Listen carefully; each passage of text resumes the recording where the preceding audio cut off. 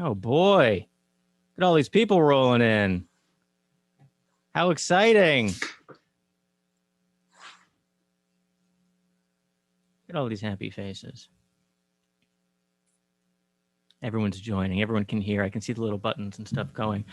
Hello and welcome everybody to the Humorist Books Summer Reading List. I'm Martti Dundix, Editor-in-Chief of Weekly Humorist Magazine. I'm joined here by Andy Newton, who is the editor of Humorist Books. And thanks for joining us tonight, where we are profiling 3 of our titles that are out and are coming out in a couple of weeks. We have some funny books. We've had a lot of funny books this year, and it's a great time to read on the beach. So today we're going to be talking about 3 of the books. We have some great authors and illustrators here tonight. Starting out, we have a book called The Witch Demands a Retraction, Fairy Tale Reboots for Adults by Melissa Balmain, illustrated by Ron Barrett. We have Lyssa Strata, A Comedy for the Frustrated by Martti Nelson. She joins us tonight. And we have 7 Easy Steps to Go to Hell, written and illustrated by Brandon Hicks. And I have all of these. Oh, and a fun thing. This is just really nerdy of me, but this is my Weekly Humorist Talkward podcast studio. And I don't know if you can see it, but this is my new toy that I absolutely love. Is that the Ghostbusters thing? It is a Ghostbusters ghost trap. And I can push a little button and it opens and there's green lights that come out and it plays sound effects. And it's my most favorite possession. And it's something that would have been blowing my mind in 1985 or whatever. But as children, we had to make our own ghost traps out of styrofoam, and that worked out fine. And nowadays you can buy them and they're movie perfect. Well, kids today have no idea. Kids today have no idea how good they have it. Man, this stuff. I mean, I'm buying a ghost trap. I'm buying a proton pack. It's 80% to scale size. I'm getting all this junk, and it's going to be worthless, but I'm going to love it. Oh, I wanted to show. I have copies of all the books in my stacks and stacks of books behind me. So I wanted to show you the hard copies. Can people see me? I'm sorry. I'm going to do this thingy where I can stop the big share and have it just have it be me for a moment. This is 7 Easy Steps to Go to Hell. It's a wonderful book by Brandon Hicks, beautifully illustrated. We have The Witch Demands a Retraction, which is a delightful book. And it's got beautiful illustrations by Ron Barrett, who did Cloudy with a Chance of Meatballs.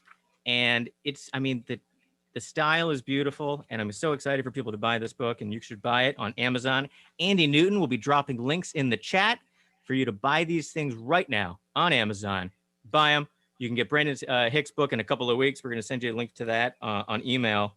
And this is Lyssa Strata, which is a great book, and it has this great kind of texture. It's it's not glossy. It's like matte, and it's a great book to just throw in a bag and read it on the beach. So we're going to talk about all these books. And we're going to talk about how they wrote the books, and they're going to talk about the process and the art process. And you guys are going to use that chat, and you're going to ask questions. And Andy Newton is going to read your questions later on in the Q&A. And also use the chat to talk to each other, because this is comedy books are a niche, and it's a specific type of person that likes comedy books. A lot of people who are comedy writers write comedy books and read comedy books. So it's a very nice community. So get to know each people. You can talk to people in the chat, and you can show people what your Twitter handles are. You can follow each other, and it can be a whole thing. And I think that would be great. So let's build some community here tonight too. So how's everyone doing? Welcome, authors. Hi. Hi. Hi. Hi. Hi. So glad to be here. It's so nice to see everybody here. Great to see everybody. I know. Thank you for Absolutely. coming. Yay. Thank you. Thanks. Yeah, it's a lot of, look at all these people. This is wonderful. And we have people people are all over the place. That's the fun of Zoom. Keith James says hello to everybody. Keith James, one of our authors. He has a book coming out later in the summer. That's just bonkers. We have Martti Nelson out in California. Hello, Martti. Hello. Melissa, you're up in Rochester? Mm-hmm. Up in Rochester, New York. Not to Rochester, New be York. confused with Rochester, Minnesota, although we have basically the same weather. So I didn't even know. Oh, and Ron's here. Ron just chimed in. I saw Ron, our illustrator, is here. This is exciting. We have Brandon Hicks is in from way up north. He's up in Canada. Are you up New in New Brunswick, Brunswick? New New Brunswick. Brunswick. I recently just moved, so I'm on the border of Maine. I could throw a rock and hit an American now, but Well, that's great news. Thanks, Brandon. Brandon's up in Canada, where shipping books is difficult. It's difficult to Yeah. get books to Brandon because they'll make it in like one day. They'll make it to Maine, and then they'll just sit right there for weeks and weeks and weeks. And we're like, "Hey, where's this book?" And they're like, "We have no idea." And then we have to send another book. And all he has to do is walk up to this big red line that says border, and he just stands there, and they can just hand him an illustrated book that he wrote. So that's how we ended up getting Brandon his books. And that's a fun little story about publishing. Okay, so it's our summer. Oh, I had props. 1 second. It's our summer reading list. When I did this earlier, I wasn't wearing headphones. Well, you get the idea. Anyway, welcome. Our first author is the author of The Witch Demands a Retraction, a fairy tale reboot for adults, written by Melissa Balmain, illustrated by Ron Barrett. Melissa, at its light, America's longest running journal of light verse. Her humor has appeared in The American Bystander, Lighten Up Online, McSweeney's, The New Yorker, The New York Times, Success, The Washington Post, and Weekly Humorist. Her full-length poetry collection, Walking In on People, winner of the Able Muse Book Award, has been praised by poet laureate Billy Collins as an infectious, often hilarious blend of the sweet and lethal, the charming and the acidic. Welcome, Melissa. Thank you. Thank you. I'm so glad to be here. You want me to start reading poems, I take it, right? You can, we're going to introduce your book. You can talk about your book real quick. So the book, I'm going to put it up on the screen so people can see it. Here we go. And here's your the book. This is the cover, The Witch Demands a Retraction. And it is fully illustrated, kind of adult twist on fairy tales that we all knew growing up. And this is the book. And you can read a couple of selections, and then we're going to talk about the process and what led you in this way, and how you got hooked up with Ron, and how the whole project came to be. So let's, we're starting with I have a list of things here. Yes, I will go ahead to the poem that we're starting with. There we go. Yeah, well, thank you so much for organizing this event, Humorist Books. It's really fun to be here, and you are the best publisher a witch could wish for. So thank you. Yeah, and I'm going to start off with the second poem in the book, which is Mama Bear Sets the Record Straight, in the voice of Mama Bear. People say we went walking together, Papa, baby, and I, in nice weather, as we waited for porridge to cool. Point of fact, I took baby to school, breakfast long since consumed. It was Monday, also known as my weekly have fun day with Rapunzel and Cindy and Snow. We go shopping and take in a show, then grab tacos or maybe some blintzes. But they all had gone out with the princes. I slumped home to find sirloin remains and 2 napkins with Cabernet stains side by side on the dining room table.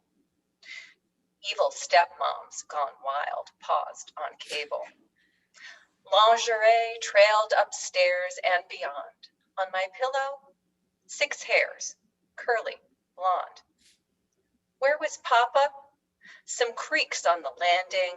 Then my husband was suddenly standing by the bed, a back window slammed shut. As he babbled, "You'll never guess what. Chased a burglar away. Things got gory." Even Disney's not buying that story. Thank you. Next up is a poem that may remind you of certain people who've been in the news in the last few years. Last few administrations, I should say. Pinocchio runs for office. Folks, don't be fooled by all the phony buzz. I'm no one's puppet, and I never was. I didn't torture an endangered whale. At Pleasure Island, I did not inhale.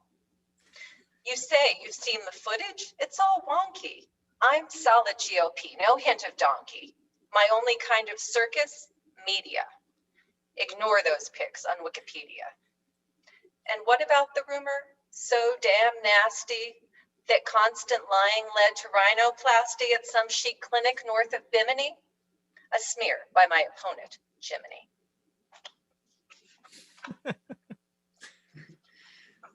Thank you. All right, a shorty. This is Jack. Jack admits there was no beanstalk. To sabotage giants, to truly defeat them, don't waste your time planting some magic legumes. Just stir them like I did with salsa and eat them. Then jet through the sky on the power of fumes. Just thought I'd class things up. Got some tutors. Got some tutors beans. Yes, I love that drawing. We put the gas in gastronomy. Mm-hmm. There really should be a brand like that. People would buy it just for the can. They would. Absolutely. Never mind how good the beans are. It would, would not matter. Okay, the peeved piper. Yes, of course. When the people of Hamlin refused to come up with my pest control fee, I felt used. And so that's why I vowed that their children would all become mine once they followed my music beyond the town line, like the rats. For a couple of days, I was fun Uncle P.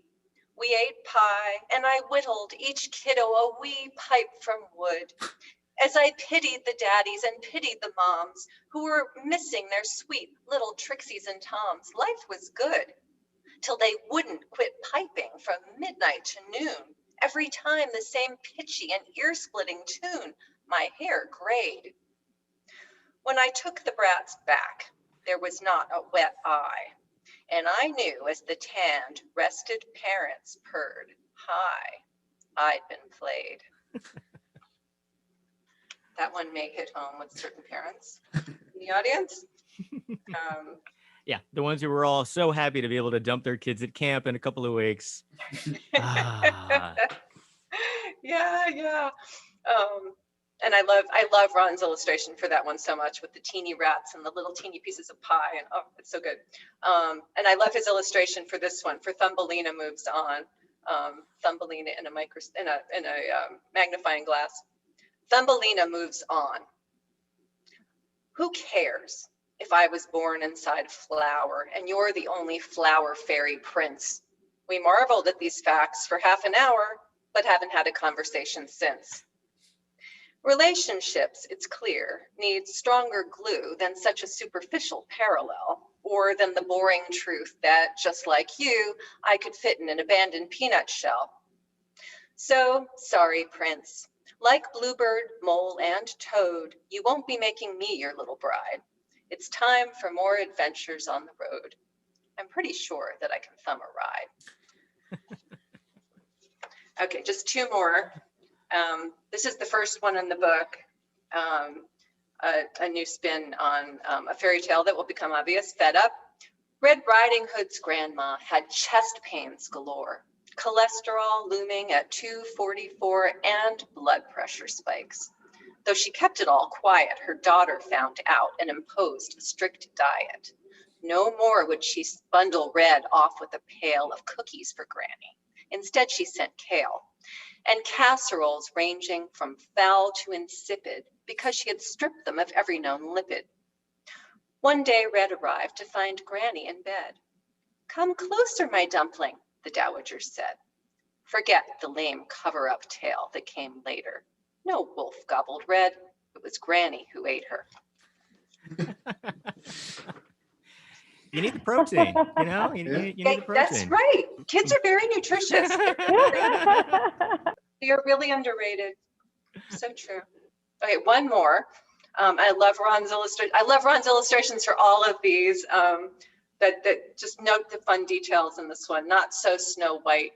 Oh, I think I passed it. There she is. Things started so well. Found a chick in a box, got her out, and days later we wed. Such a snap because, speaking of life's pleasant shocks, my stepmom-in-law turned up dead. Home that night, after finally fooling around. Happy endings for both. I sighed, heaven. But my wife simply stared at the ceiling and frowned. Is that it? I'm accustomed to 7.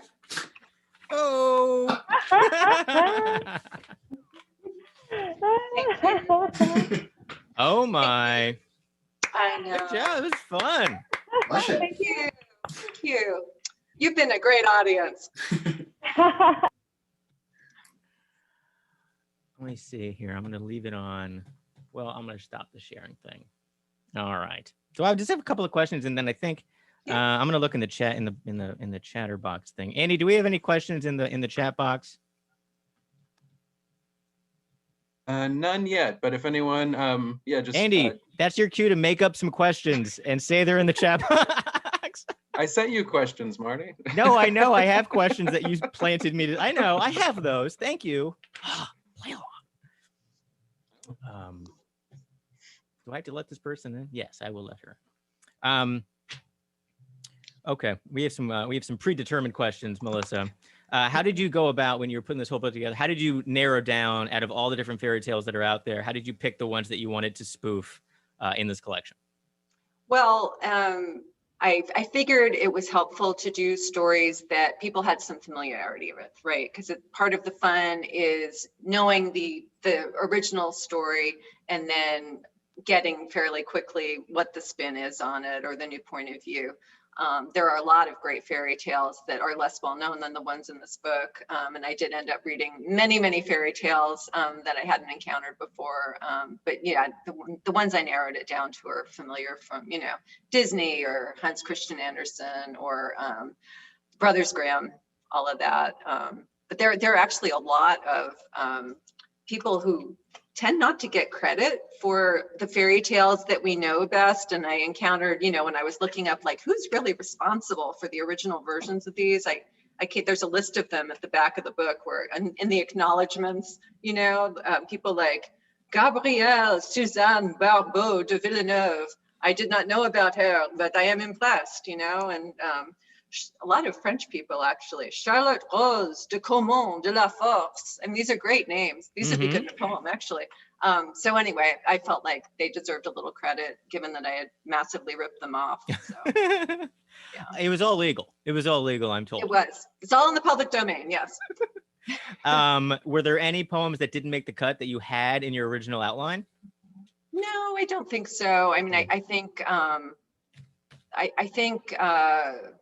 trying to remember, I guess I did noodle around with Snow White and Rose Red a little bit. Certainly there were many, many versions of the ones that wound up in the book that are on the cutting room floor. I'm an obsessive reviser. So you are reading like version, 2,851. Were there any that were dirtier that you cut because they were like a little bit too blue? Too blue, probably, yeah. I don't know. Some people may feel these are already too blue, although I have to say I've been pleasantly surprised and just surprised, period, by the reactions to some of these. I've heard from people of, various ages. I mean, they're for adults, but, young adults, and I've heard from older adults, and some people I know who I would have thought might be put off by like the Snow White poem. They're like, Snow White was my favorite. And I'm like, oh, really? I didn't know that about you. Yeah, I mean, so, I think even the ones that are kind of dirty are like, they're dirty with like a wink. So it's not just being vulgar. It's not just being, dirty for the sake of being dirty. Like, it's done in a really clever way. So, even I think the last one is one of my, it's a great one to end on, was The Princess and the Pea, where, she finally can sleep. And now she realizes that her husband is snoring and like, okay, now he's the problem. Like, we've gotten rid of the pea, and now my annoying man is the one that's he's the pea. He's the thing I have to now remove. Yeah, then the follow-up poem is where she stuffs him under the mattress. And silences him for good. He's in the mattress. Yeah. And then the last line of this book is, this bed is so comfy, it's boring, and yet I'm awake. Fuck his snoring. The end. Not to ruin the book for people, but it ends on a very nice F-bomb, and I think that was just really apropos. And so how did you meet up with Ron? How did you guys connect, and then start putting this thing together? Ron, who's here? Hello, Ron. I think you're in the thing here. He was here. Who is here? He's here. I see him. There he is. He's here. Yeah. Hi, Ron. Hi again. Hi, Ron. Meeting Ron was such great luck for me. I was a fan of his work. from you know, the many cartoons he had done for many years, and including in the American Bystander, which I had been a longtime contributor to, and Michael Gerber, who is the editor of Bystander, had run a couple of the poems from this book, and I was realizing I really thought I was going to have enough for a book, and I asked him if there were any illustrators he knew who might want to work with me on that, and he recommended Ron, and I was like, wow, you think Ron would want to do that? That would be amazing. And so I got in touch, and I was absolutely thrilled when Ron liked the poems and said that he would want to do it. So yeah, Mike Gerber gets a big thank you from us for being the matchmaker. Yeah, I mean, and then we were so happy, Andy and I were so happy to get this when we did an open call. That's the interesting thing about humorous books. Like, we were doing it, and then when everything shut down, it was the only thing we could do. I mean, other than just the regular magazine. So we had Weekly Humorist, but I was spending a lot of time doing live events. I was doing stand-up comedy shows in New York and a lot of stuff that was involving in person. And then when all that stopped, we were saying, what are we going to do? And then we had an open call for submission. We got so many amazing submissions, all varieties of stuff, parodies and fiction and gift books and cartoon stuff. And it was like the quality of it was amazing. So we have so many fun titles to go through. And when we got your stuff linked in with Ron, we're like, really? Like, this is amazing. This is an amazing project. And then the ball started rolling on us, and Ron delivered sketches and illustrations like immediately. Like, we were we were expecting stuff in like a year or like 6 months, and he had stuff in like 2 months or 1 month, and he was like, here's a bunch of sketches. We're like, wow, this is amazing. And it was just, it came together, and it's so good. So I hope people can get it. You can right now in the chat. You can get a link for The Witch Demands a Retraction. You can go over there to Amazon, and if you get it on Amazon, put a review in for 5 stars. And write something nice and happy and funny in the comments. It's got some great reviews, and we always want more reviews. So thank you so much. Let's see. Do I have anything? We do have a question from Maddie. Maddie Schmidt says, were you inspired by the Fractured Fairy Tales, which was back in the 70s for, is that Rocky and Bullwinkle? Did some Fractured Fairy Tales? That's a really good question. So I was a child in the 70s. And I didn't watch Rocky and Bullwinkle as much as I should have, but I did watch it a little bit, and I had this vague knowledge of Fractured Fairy Tales. So when I started working on this, one of my thoughts was, oh, is this too much like those? And I saw, no, theirs were like geared for a different audience. Oh yeah. Plus they weren't in verse. And so, but I was kind of pleased to see that there was that kind of, I don't know, underpinning in our society. Possibly this indicated a hunger for, you know, more adult Fractured Fairy Tales. So, you know, I think that was probably a good thing. And plus it got me to think about Rocky and Bullwinkle again, and that couldn't possibly. They're great. Yeah, they're great. And, you know, I highly recommend watching old Rocky and Bullwinkle episodes, because they're really smart. Like, they're hilarious jokes. They're very like political, but like underlying comedy. And then there's some really, you know, just very Cold War stuff that's very funny it's very fun to watch now. Just all the Boris and Natasha stuff is very interesting, because it's very apropos. Like, we went in, then we went out, and now we're back in the very like you know, at odds with Russia type characters, and they're very cartoony. What is your favorite? I have one more question. Did you have your favorite fairy tale growing up? What was your favorite fairy tale? Oh, my favorite fairy tale growing up. Gosh, I am kind of stumped by that question. I love that question. I imagine it might have been Hansel and Gretel, just to like think about a house covered in candy. I'm sure that would have appealed to me massively. It appeals to me now. I mean, the part about the witch and, you know, people maybe trying to kill you, not so much, but the candy would have definitely grabbed me. Yeah. Yeah. And the children. Actually, we have one last question from the audience. Are you Sonia. finding that more of your readers are humor readers or fairy tale enthusiasts, or is it both? I think it's both. And I mean, I think it probably above all just people who like humor in various forms and are open to the idea of this kind of humor. So thank you, those people. And also I have to say, I think there's also a lot of fans of Ron Barrett and his art. So it's definitely the words and the pictures that I think are appealing to people. Yeah. He's got a great style. It's so Yeah. unique and specific to him, and Yeah. like this his like texture, his just the craftsmanship of his Mhm. art is so not what people are now. Everything is so computery now, and everything is so flat and graphic designy and done in like Illustrator, and it's like an AI and all. And this is like this. You can see the kind of texture, in his art, and you can see like the pencil, the rough. You can see like the paper and like the beautiful patterns and the colors, and it's just such high quality stuff. And it's almost like a throwback these days to have that kind of like real art that is just like the artist painterly kind of sketch quality that because everything is all on, they have the tablets and they have the things, and it's like Apple pads and stuff. And I sound like I'm 1,000 years old talking about technology for some reason, so I'm going to stop. But Yeah, so well, thank you. I love Ron's wit. I mean, I feel like he gets what I'm trying to do, and then he finds things to bring out in the poems that I would not have thought of. Yeah, there's a lot of hidden. There's a lot of fun. hidden little jokes in all the illustrations. There's like little details. There's little stuff that he just kind of makes it a little bit funnier. Like in the Hansel and Gretel, it's the picture of the kids and their stuff in their faces, but then it's like there's gummy cola, there's Kit Fat, there's there's all the little sticky cola. Like he like makes little details that are the like lampooning of the actual products. The frog, there's a Frog Prince joke, but the frog says "lick me" on it, which is great. It's fun.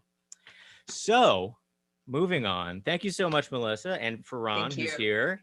And let's have a round of applause for Melissa and Ron and their wonderful book, The Witch Demands a Retraction. Our next author up is Martti Nelson. Hello, Martti Nelson, hailing from California. Hello. Hi. I have your book right here, which is a comedic novel, a bit of a rom-com. It's got all kinds of stuff happening in it. A small town librarian finds her voice and kicks some misogynistic butt in the process. I'm going to read your little intro too, which is on this paper over here.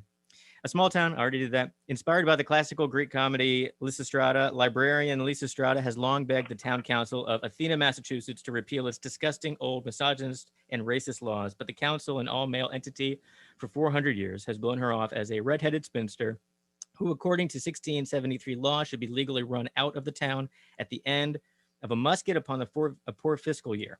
When Lyssa seeks to invade the male bastion as the first woman ever on the council, the men in charge treat her candidacy as a hilarious joke. That is until Lyssa leads the women of the town on a sex strike. Martti Nelson's writing has appeared in the Belladonna, Weekly Humorist, Robot Butt, Daily Drunk Magazine, and Slackjaw. Lyssa Strata is her debut novel. Her second novel, Attack of the Rom-Com, will be available from Humorist Books in 2022. Woo. Welcome, Martti Nelson. Thank you.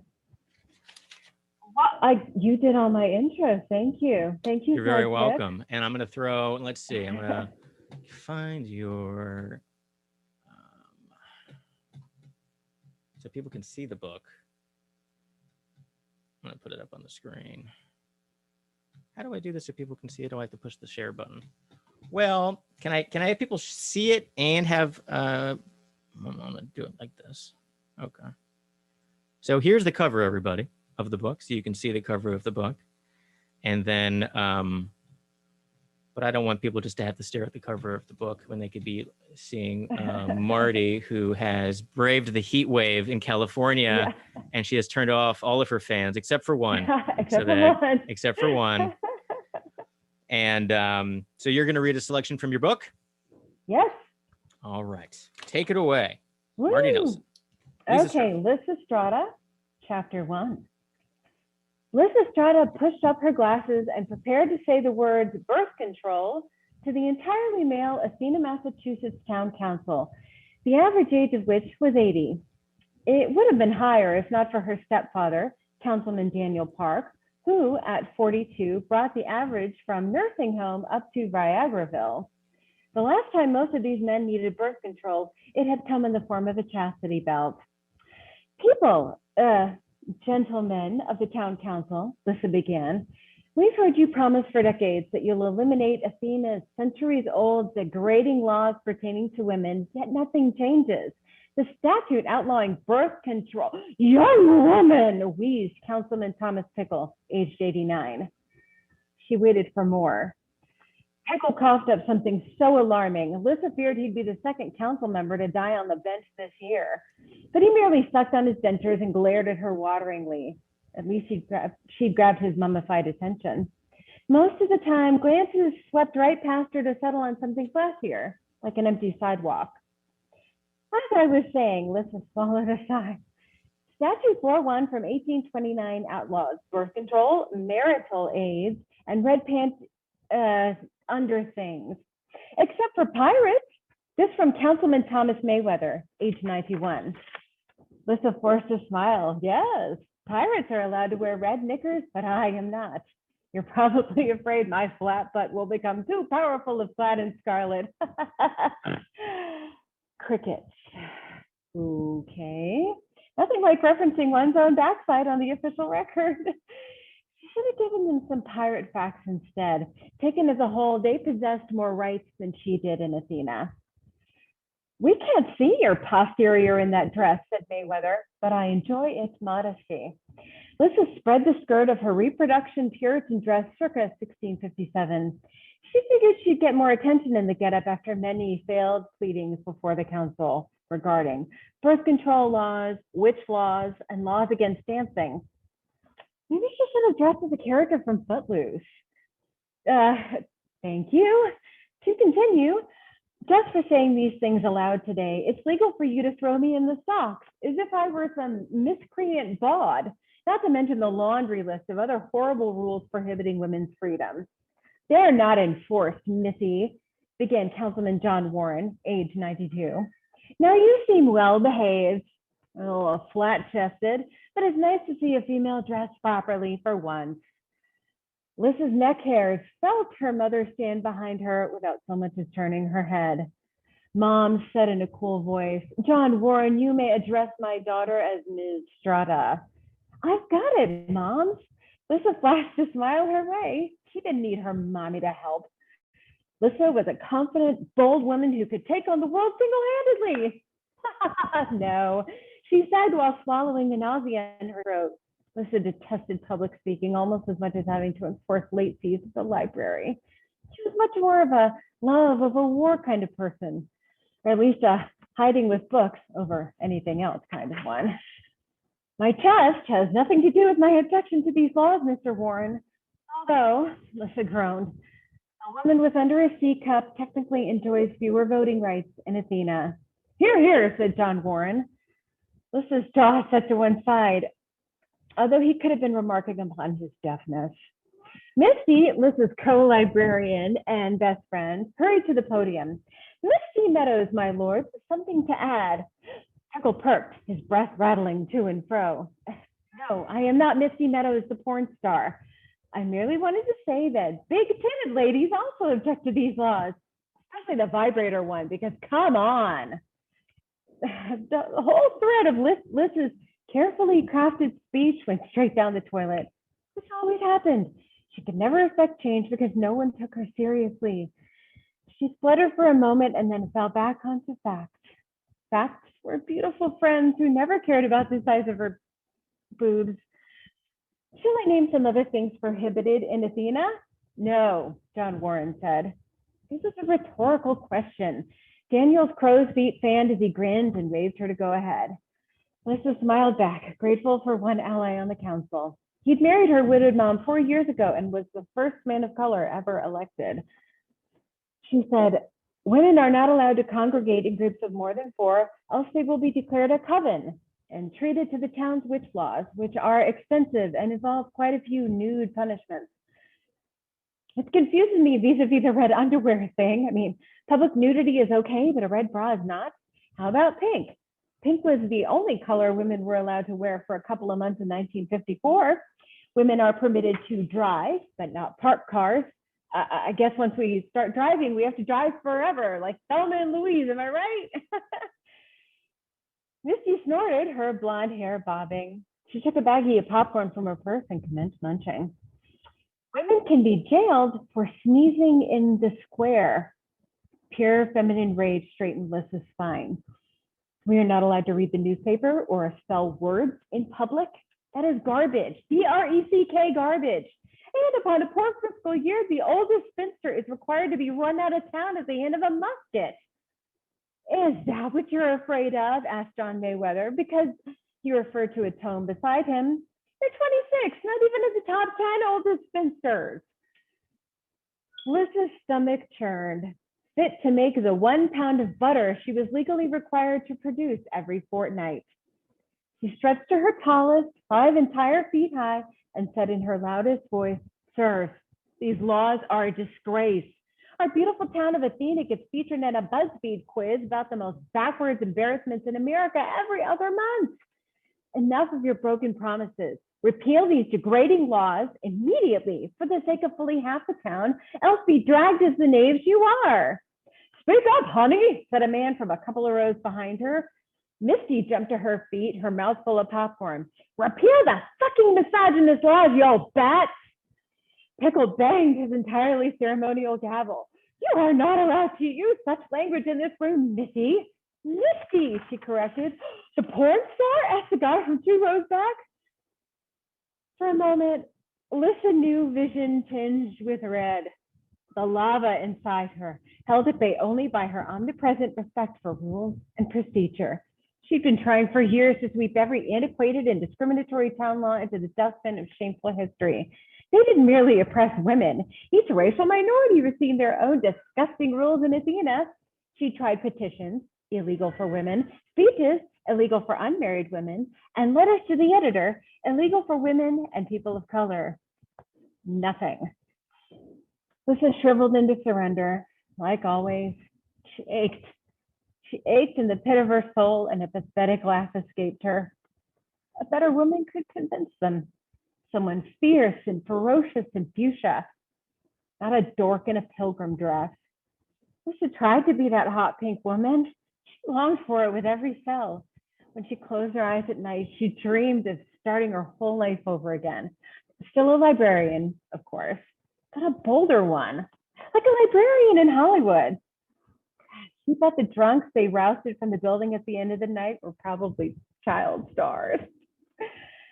Pickle cleared his throat, making her start. Her shoulders fell while she muttered, "As always, thank you so much for the respect and dignity you've offered me, gentlemen. Now I'm going to dunk my head in a toilet, which is probably required of any single female redhead." She snatched her purse from the floor, slung it over her shoulder, and stalked from the building, her breath running from her in resentful puffs. Footfalls behind her told her moms had followed, and at the gazebo up front, she turned to see Misty also running up. "I thought your speech was smart, baby." Mom swept her into a gentle hug. "Many have failed at these bumpkin old men.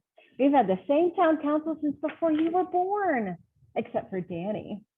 Eustace Van Houten, Strata, Chambers, Park, sighed like a schoolgirl over her younger husband. She was so named because in Athena, women were required to take their husband's name, no matter how many husbands they'd tried on. Nobody enforced the rule, but Lyssa thought Mom just enjoyed flashing her scorecard. The most married woman in Athena history was Victoriana, Nielsen, Nelson, Bottoms, Vanderhoot, Nelson, Coggins, Schoenhofer, Brown, but she was convicted of multiple murders in 1922. Lyssa shook her head, too angry to form actual out loud words. Angry at the council, but mostly screaming at her head at herself for being so pathetic. She should have filibustered or started a sit-in, or the town council had never seated a woman. Never. Lyssa balled her fists and plopped onto one of the unfeeling gazebo benches. Quite a few women had run, but all were defeated. The prevailing attitude being, "Don't vote for a woman just because she's a woman," as if the men hadn't been doing the same thing for centuries. An entirely male council in this day and age was not an accident. The best part? After elections, the losing female candidates get chased from Athena during an exuberant celebration wherein they're dunked in apple cider and spanked by the winner of the town council seat. This practice was stopped in 1982. "Moms," Lyssa began, You should run for the open seat. Everyone knows you and they love Daniel. Well, now anyway. When he'd announced his candidacy, rumors of him instituting Sharia law ran rampant. What that had to do with a Korean guy who opened a plant nursery, no one could seem to articulate. I have no interest in bathing an old man smell or settling parking disputes. There's a reason my husbands are all younger. Mom sniffed and puffed a peppermint. But I agree. We ladies should run a candidate for the open seat. Maybe Misty. The men would vote for her because they think she's the porn star. Mom's wound around an arm around Misty's shoulder and gave her a squeeze. Misty blinked her giant blue eyes in contemplation. Porn star or not, Lyssa muttered. The council could only improve. I imagine the other Misty Meadows also want vibrators to be legal. The end.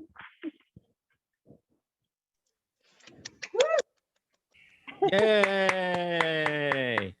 Go Misty. Go Misty. Big titted ladies. That was great. Thanks for reading. This is Lyssa Strata. People should click on the link in the chat.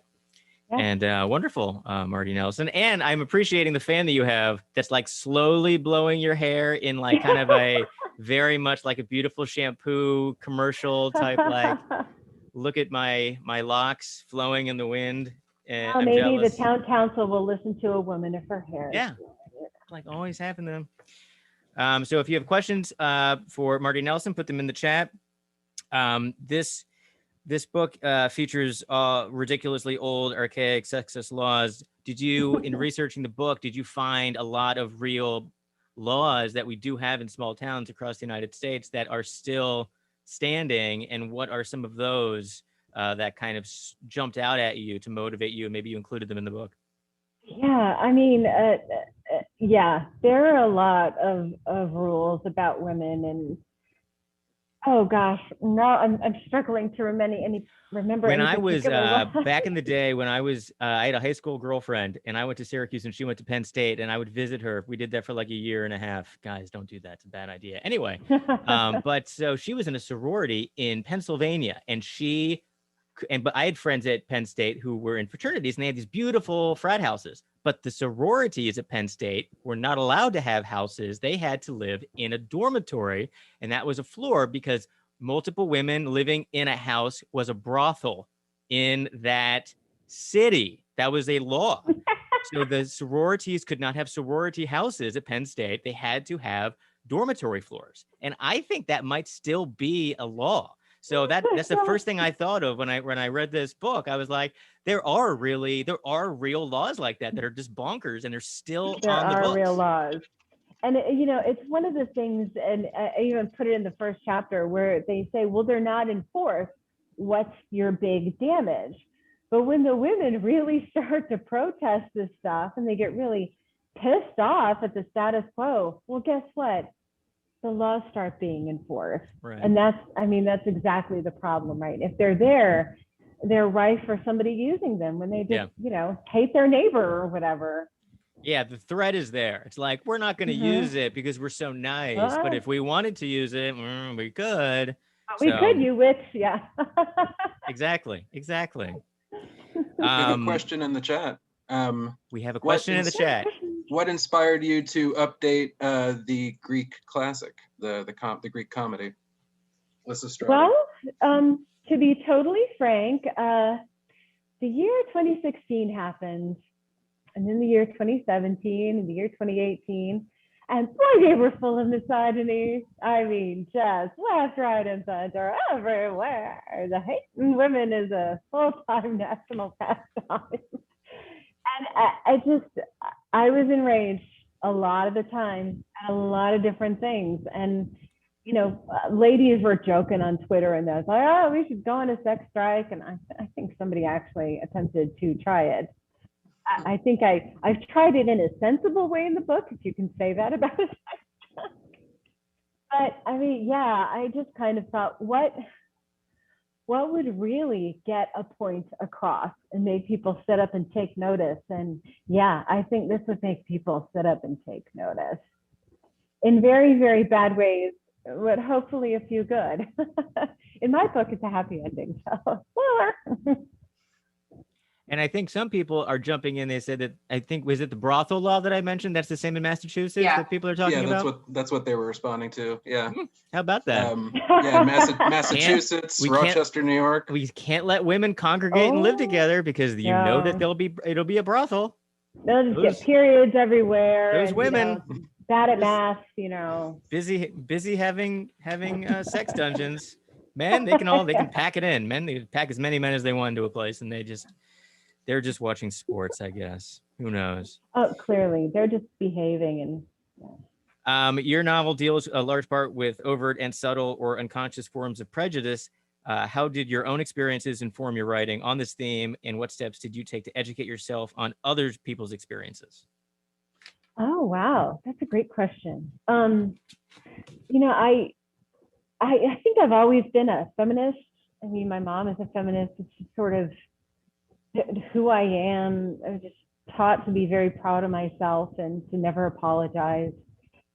But over time, it's like you realize things that are born of prejudice or start in a really gross way. And you just perpetuate these things all the time, jokes about women or slurs about women or whatever else. And then slowly over time, you just figure things out and you're like, oh my gosh, I shouldn't have ever used that term, or I shouldn't have thought of women in this way. Or one of the things I did do with Lyssa Strata is that I wanted to make it clear from the jump that when I say women go on a sex strike, I mean all women, all kinds of women. Everyone who considers himself as a woman in my book. So beside the second character I ever started to flesh out was a trans woman. She's 80 years old. She's part of a set of triplets, and she's amazing. She's my favorite character, and her role got bigger and bigger.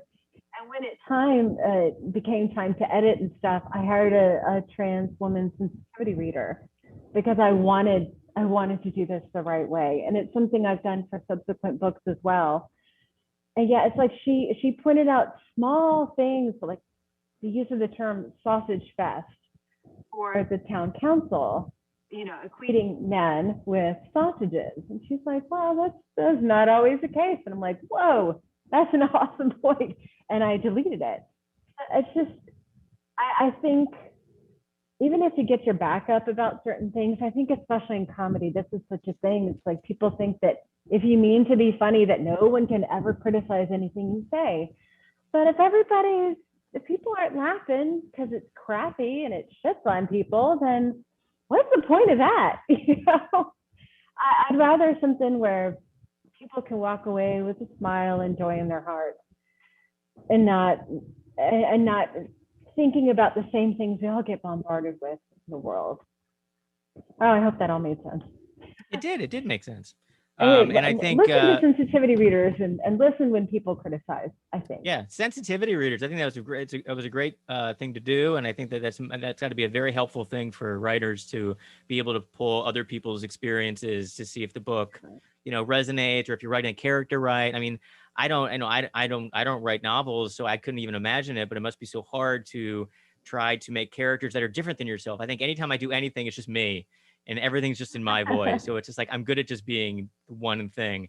But when writers go and they create a whole world and they create characters, and you have to have all kinds of different types of people and viewpoints, and you're writing from people's perspectives, it gets, it becomes so complicated, and you want to be able to be accurate and truthful to what that type of person would do or not do or say in that kind of, situation.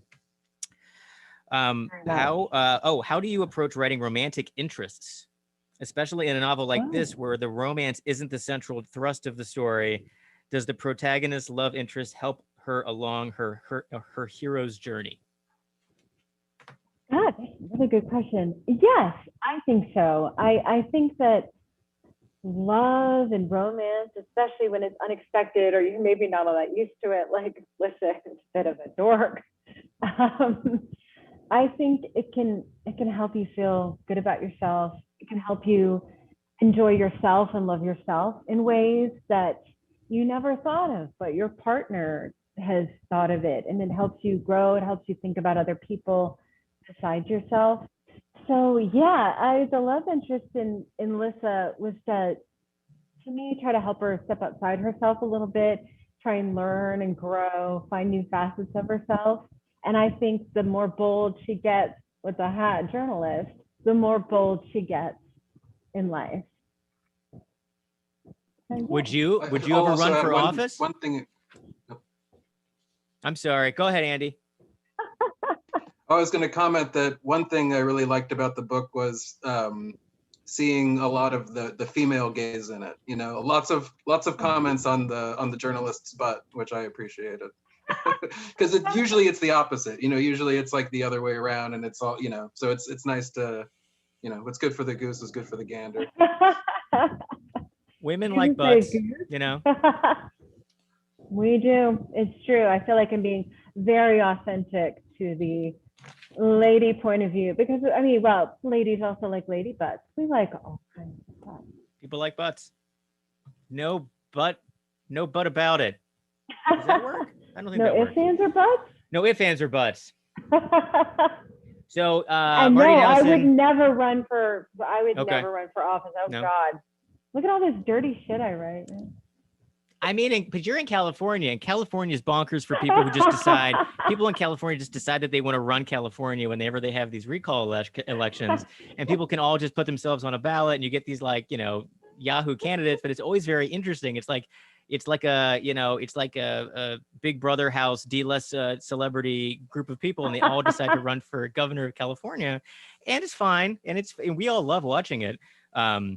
But you wouldn't decide I want to be on a city council of LA County or something. You wouldn't want to get more bus lanes or anything like that. Probably not, but if like, you know, 10 million of you buy the book, then I would have enough money to run as a ridiculous candidate, wearing lots of stupid things and saying lots of stupid things. So that could be fun.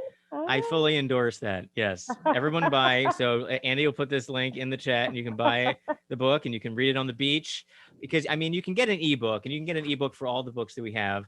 But honestly, having the book is nice, and throwing it in a bag and getting it all dog-eared and getting it all sandy from the beach. Yeah, so sad, yes. Getting it covered in suntan lotion. That's the fun of having a book. So definitely get this.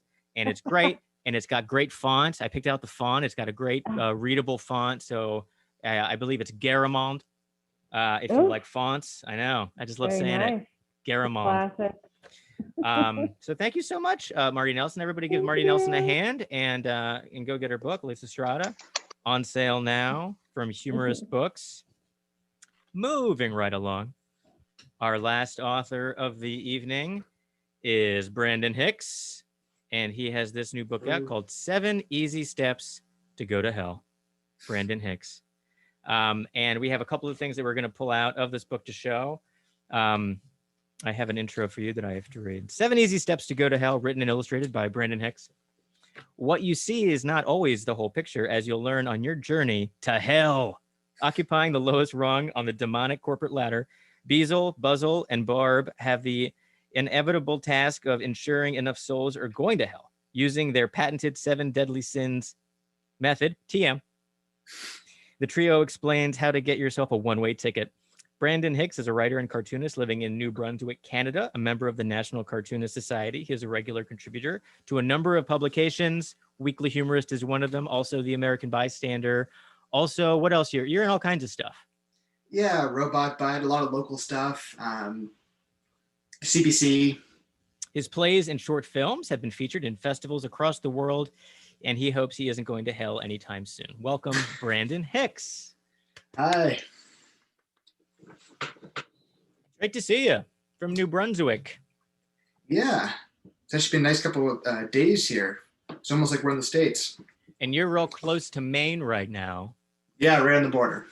Right on the border. And I'm going to do a share screen so people can see your book, and people can take a look at this fun book that we're going to be putting out in July.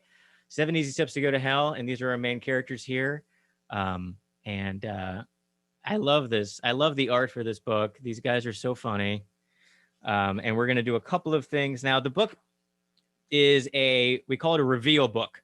So there is a setup, illustration, and then you turn the page, and it's more of the illustration. So you see half the illustration, then you see the rest of the illustration. It was a really cool thing that you developed, kind of a way to tell stories in this art. And we're going to go through kind of how you came about that, because we have a whole fun story about that.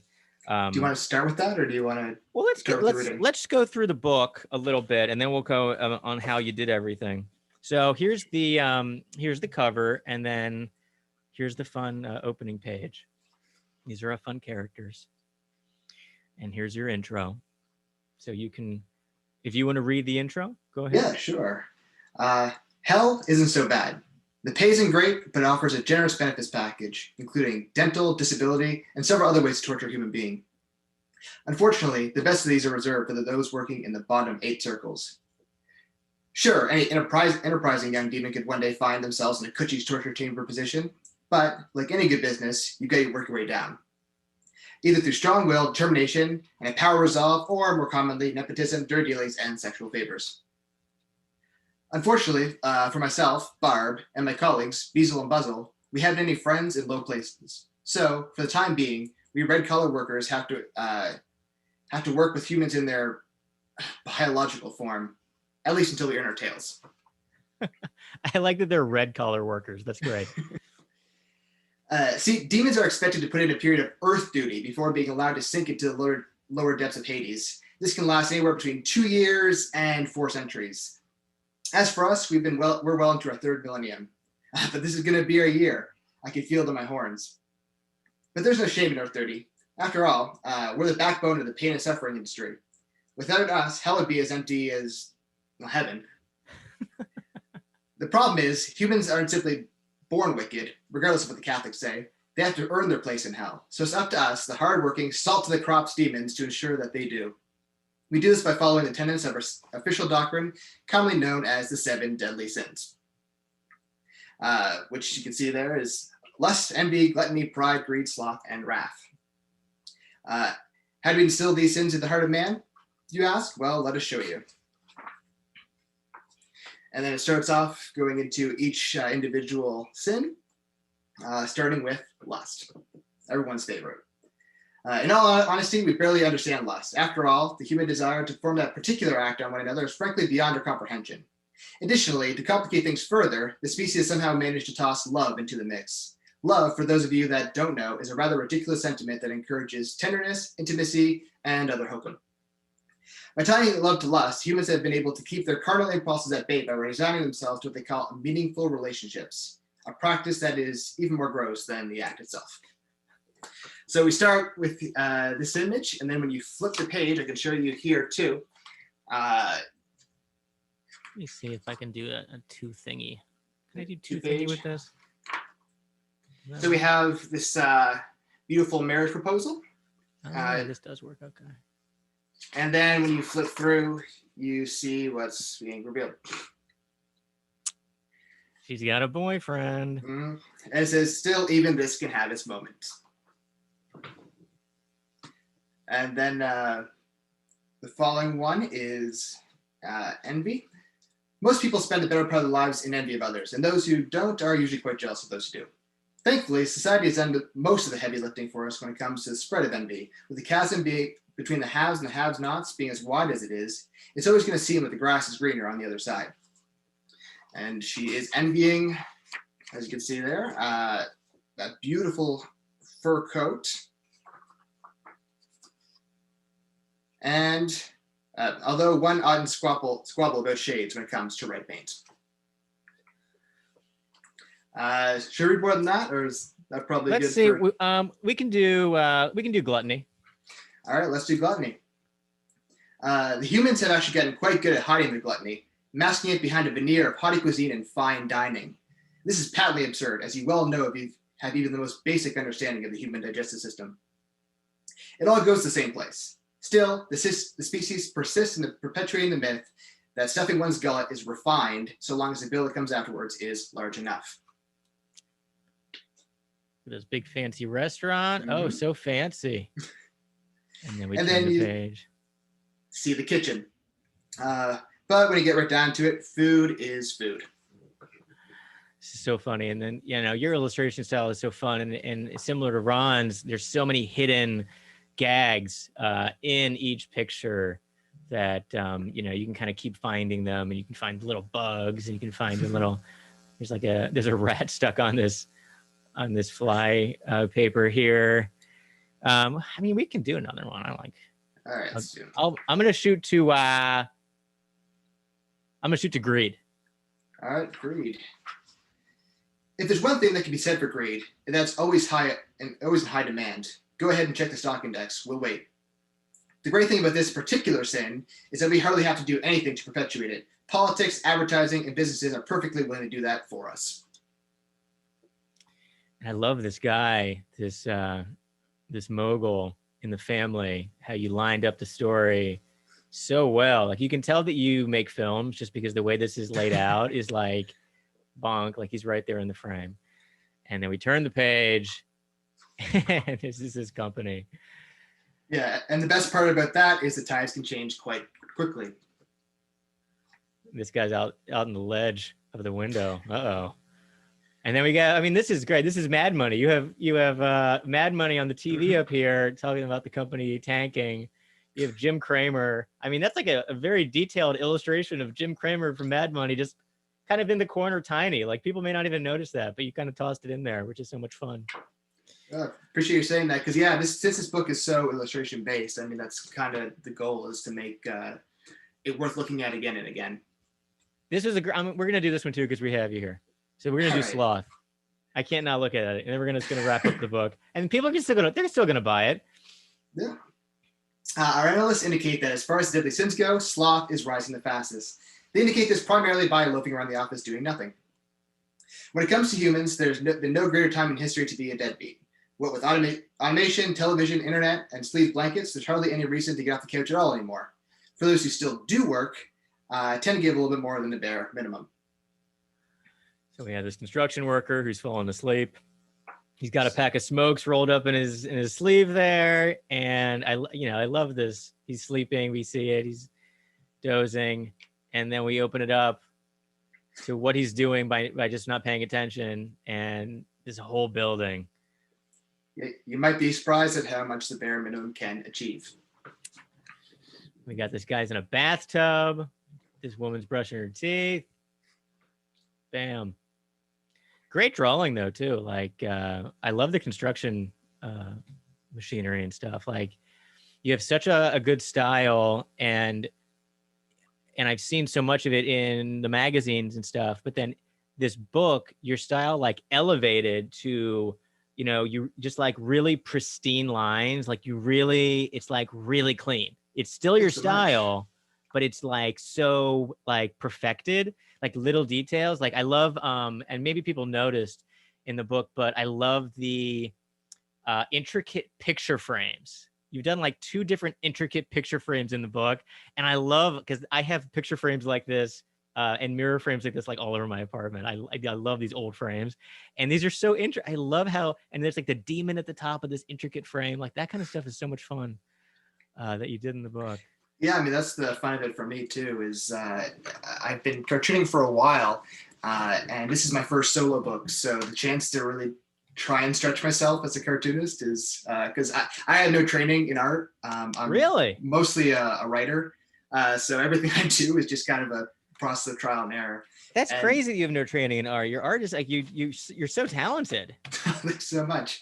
Yeah, and then I kind of came of age professionally, like in the digital era, so I didn't get a chance to see a whole lot of my stuff in print. I mean, it happens occasionally, but the bulk of what I do is online. Mm-hmm. So the chance to do something in a book, I really wanted to do something that would have a real physical participation in, and it really feels like an object. Yeah. And I think this format that we hit on really kind of gets that across. Yeah, it's really neat. It's really neat. And the way that we're going to talk about how you came up with this. So you were doing stuff on Instagram that I loved, and tell us about those. Those are called soakers.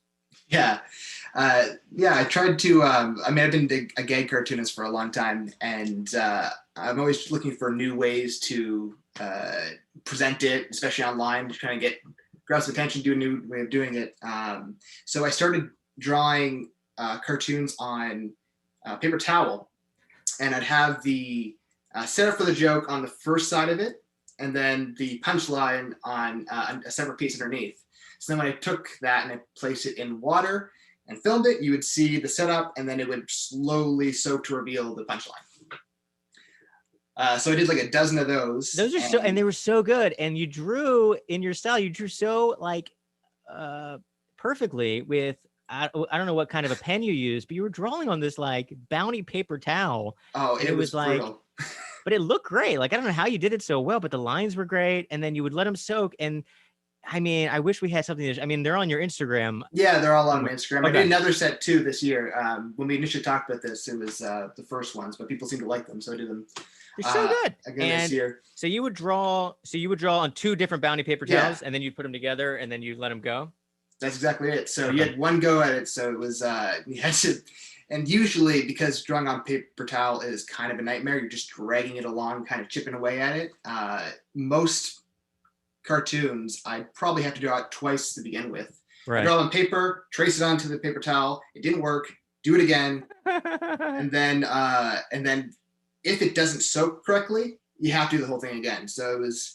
Did you have any outtakes where you effed up the soaking part and had to? Yeah, I've had to redraw about 5 or 6 each set I've done. I want to see those videos, Brandon. I want to see you having this perfect drawing, and you're just like, oh, God, son of a. Yeah, I want to see that. That's fun. I don't have the camera on me, but it's pretty frustrating when that happens. And I did this like right before COVID hit too, so suddenly paper towels were in high demand. So I kind of put a kibosh on that. I was glad I was finding another outlet for this kind of format. Yeah. But it was funny because it was when we were talking about doing a book, we didn't have an idea for the book. We just knew that you wanted to do a book, and you were like, I want to do a book. And we're like, yeah, okay, we want to do a book. And then we had nothing. And then it was like, well, I want to do a book. Let's do a book. And the book was, let's do a book about 7 deadly sins. Okay, let's do a book about 7 deadly sins. Well, how are we going to do it? Like, and then we wanted to do the soaker thing. And we were like, can we somehow print on one side of the paper? And then the person who buys the book has to hold it up to a light and to reveal. And we're like, yeah, no one's ever going to do that. So then we figured out, well, we could just have one illustration and then have the page again. And then you open it up and you see the entire story. And then that was it was a simple, process, but it actually works in the book. As soon as we hit on that, like I was excited to get a chance to run on it because again, I like the fact that this has finally allowed me to have a big space to draw, kind of for the first time, because I usually just write for an Instagram screen or like your phone, so I can't put that much detail into it. And this is the first chance. It's like, oh, it's actually going to start somewhere and then expand into like a widescreen CinemaScope style image that I can kind of cram more into. Your storytelling. What happened? Oh, Andy's doing something. Okay, good. Andy is showing us the soakers. Thanks, Andy. Thumbs up. Okay, so can people see this? This is the soakers in Brandon Hicks's Instagram. So these are paper towels. Yeah. And then they reveal the drawing underneath. Mm-hmm. Let's see another one.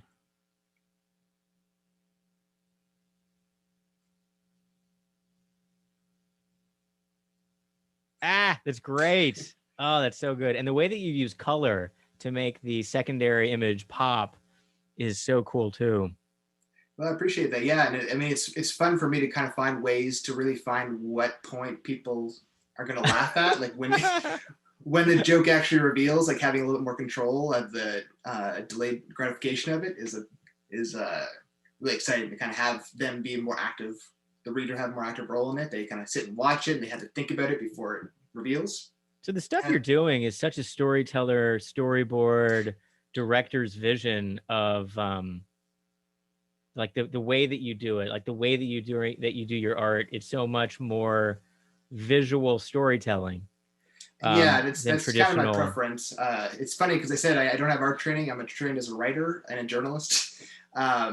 So I kind of early on separate those two parts of my mind. Like when I'm professional, I'll be a writer, and that's everything I do professionally. And then drawing, I try to focus more on like pantomime stuff. But I also just have a big fondness for like silent film stars, visual humor in general. Yeah. Obviously a big Mad Magazine fan, Sergio Yeah. Aragonés, and But definitely the way that you reveal the visual gag of the soakers is very similar to a Charlie Chaplin gag, right? Or like a Buster Keaton, like where you don't have to have any audio. It's all visual gags, but they're kind of physical. So they're like reveals. So it's very much like The Tramp or very much like Buster Keaton, where it was like pratfalls and things happening. And it's like old school comedy that worked.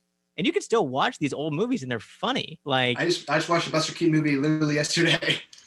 it holds up. Like, I mean, Oh yeah, it doesn't really have super old references. Like the stuff is just very, because there's no audio, like they have to make something that people can visually understand and it's pretty universal. So you do make films. Are you looking to do more filmmaking? Yeah, absolutely. I'm really kind of interested in all forms of comedy storytelling. I mean, I want to stay in the realm of comedy because that's just what I like. But since I was a kid, like I'm a huge fan of animation in general, but like specifically like The Simpsons and like a lot of indie animation, like Bill Plimpton and stuff like that I would watch obsessively over and over again, like in high school, just old YouTube clips. And I just thought it was kind of impossible because animation's so tedious and it's expensive. You need to know how to do it, and I didn't. But then in 2019, I decided just to give it a go. I found a cheap animation app, and I put one out quickly, a 30-second thing, and it was easy. I liked it, so I made 13 more. Wow. In the span of a year, and then I started experimenting more with, like, I was doing puppets and stuff. I was doing, like, I had one film where I had I was at my parents' cottage, and there's this old boat, and I was like, I'm pretty sure I can make that look like a shipwreck if I film it correctly. And then I started animating on top of this footage of this miniature boat, and I made it like a big pirate epic that I just scribbled little cartoon characters into and made the pirates all like these cartoons. It's kind of a Roger Rabbit type thing. Yeah. And I experiment with that. It's just been like huge joy. I think bookmaking is my favorite thing to do so far, but filmmaking is a close second. It's just, I really, really love it. Awesome. And definitely, and we've all talked about this, but we're going to be working on trying to adapt these characters in the 7 Easy Steps to Go to Hell through Humorist Studios. So we've been doing some development for like adaptations of stuff. And I think that we could definitely make these guys into some sort of a animated something because they're such funny characters. And just the idea of these guys who just work in hell is funny. It's funny. And I feel like there's definitely a place for them. I think people would watch something like that. Oh, I love that. Yeah. And I mean, there's the technology today with animation. There's Adobe Character Animator, which is something that's part of the Adobe Creative Suite now. And you can make so much easier. You can make basic animated characters that you never could. I mean, you couldn't do that 5 years ago or 10 years ago at all. It would take forever. And nowadays, I've seen some really great stuff done through that. Like everything I've done has been super cheap. I haven't spent more than $30 on anything I've made. And they come from free apps. I actually don't even use Adobe because I don't want to pay for the subscription. So like I keep it as bare bones and cheap as possible because then it's like if it sucks, it was cheap, no one notices, it's gone. But through that, I was able to buy some dollar store things and make some really fun stuff. That might be our Humorist Books slogan though. Is it Andy Newton? If it's we don't spend any money and we're cheap, and if no one notices, if it's under $30, it sounds something about like just kidding. Well, this is wonderful. Thank you so much, Brandon Hicks, and everybody. If you have any questions for Brandon, put them in the chat, and let's bring all the authors. Thank you so much for being here tonight for our Humorist Books summer reading event. You're also wonderful. Let's give all of them a round of applause for their wonderful reading and showing their wonderful books today. You can get all of these books. You can get this one in a couple of weeks on Amazon. We will be emailing you, so sign up for the Humorist Books email list at humoristbooks.com, and you will be alerted right when this goes on sale. You can get this now on Amazon. So Which Demands a Retraction, Fairy Tale Reboots for Adults. It's a great book to get. It's a great gift. It could be a Father's Day gift.